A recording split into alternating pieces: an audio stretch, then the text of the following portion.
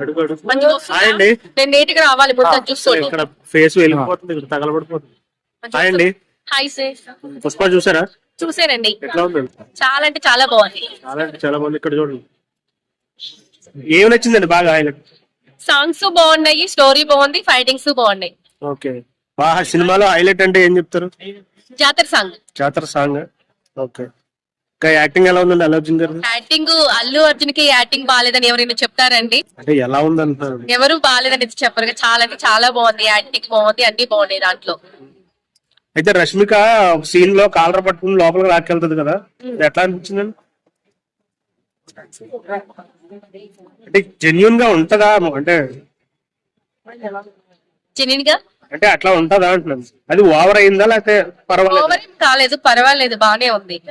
అంటే కొంతమంది మొగుండే కదా లాక్కెళ్ళింది, ఇంకెవరిని కాదు కదా అని చెప్పేసి అంటున్నారు. ఇప్పుడు తన ఆ సినిమాలో తను వైఫ్ అండ్ హస్బెండ్ క్యారెక్టర్ చేశారు కాబట్టి ఆ మాత్రం చేయాలి. ఎవరికైనా భర్త మీద హక్కు ఉంటుంది కానీ బయట వాళ్ళు లేకపోతే బాగుంటుందా చెప్పండి?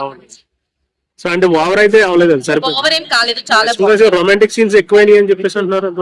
సీన్స్, రొమాంటిక్ సీన్స్ అయితే ఏం కాలేదు. వైఫ్ అండ్ హస్బెండ్ అంటే అలాగే ఉంటేనే బాగుంటది. కూర పడేసేది కదా, ఉప్పు ఎక్కువైందంటే అది ఎలా అనిపించింది? ఏంటండి, పొద్దాక కష్టపడి మీకోసం మొగుడు వంట బాగుండాలి అని మేము అనుకుంటాము. మీరు తినేసి కూర బాగాలేదంటే అడగకూడదు కదండి. ఇప్పుడు వండేను బాగుండేను, నాకు నమ్మకం ఉంది, తినే అని చెప్పేసి పెట్టేస్తే అయిపోతుంది.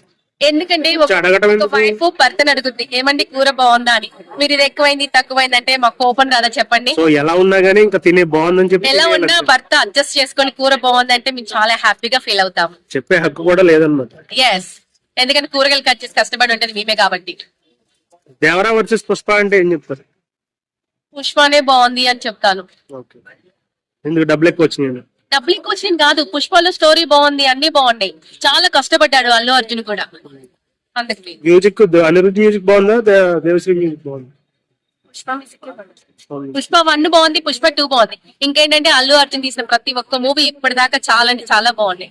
ఏది బాగాలేదని అయితే మనం చెప్పలేము, చాలా బాగున్నాయి స్టోరీస్. తన గంగోత్రి సినిమాకి వచ్చి స్టార్టింగ్ బాగుంది. Thank you.